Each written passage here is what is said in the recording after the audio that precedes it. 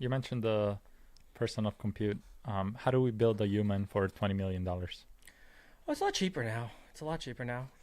So like I said, Comma spent about $500,000 on our person and a half. So, you know. Yeah.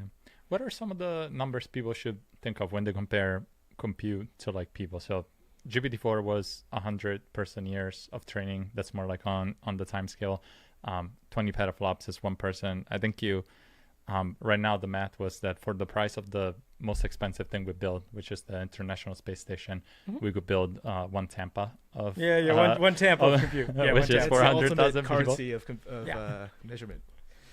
We could build. So like the biggest training clusters today, I know less about how GPT-4 was trained. I know some rough numbers on the weights and stuff, but Llama... A trillion parameters? Well, okay, so GPT-4 is 220 billion in each head, and then it's an 8-way mixture model. So mixture models are what you do when you're out of ideas. So, it's a mixture model. They just train the same model 8 times, and then they have some little trick. They actually do 16 inferences. But no, it's not like... So the multimodality is just a vision model kind of glommed on. I mean, the multimodality is like obvious what it is too. You just put the vision model in the same token space as your language model. Yeah. Mm-hmm. Oh, did people think it was something else? No, the mixture has nothing to do with the vision or language aspect of it. It just has to do with, well, okay, we can't really make models bigger than 220 billion parameters. We want it to be better. Well, how can we make it better? Well, we can train it longer. And okay, we've actually already maxed that out. We're getting diminishing returns there. Okay, mixture of experts. Mixture of experts. We'll train 8 of them, right? All right. So all right. So the real truth is whenever a company is secretive, with the exception of Apple, Apple's the only exception.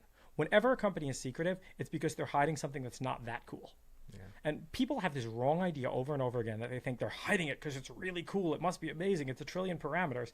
No, it's a little bigger than GPT-3, and they did an 8-way mixture of experts. Like, all right, dude, anyone can spend 8 times the money and get that. All right. But yeah, so coming back to what I think is actually going to happen is, people are going to train smaller models for longer and fine-tune them and find all these tricks, right? Like, I think OpenAI used to publish stuff on this, when they would publish stuff about how much better the training has gotten given the same holding compute constant. And it's gotten a lot better, right? Then compare like batch norm to no batch norm. Yeah. Right? And now we have like... Because you're finding algorithms like flash attention. Yeah, well, flash attention, yeah. And flash attention is the same compute. Flash attention is an interesting fact where it's actually the identical compute. It's just a more efficient way to do the compute. But I'm even talking about like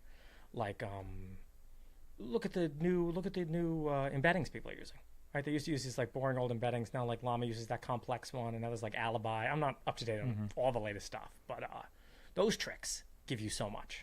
There's been a whole round trip with positional embeddings. I don't know if you've seen this discussion. I haven't followed. Like you need them, you need rotational, and then you don't need them. I haven't followed exactly. I mean, you quickly run into the obvious problem with positional embeddings, which is you have to invalidate your KV cache if you run off the context. So that's why I think these new ones, they're playing with them. But I'm not an expert on like the latest up-to-date language model stuff. Yeah. I mean, we have what we do at Comma, and I know how that works. But like,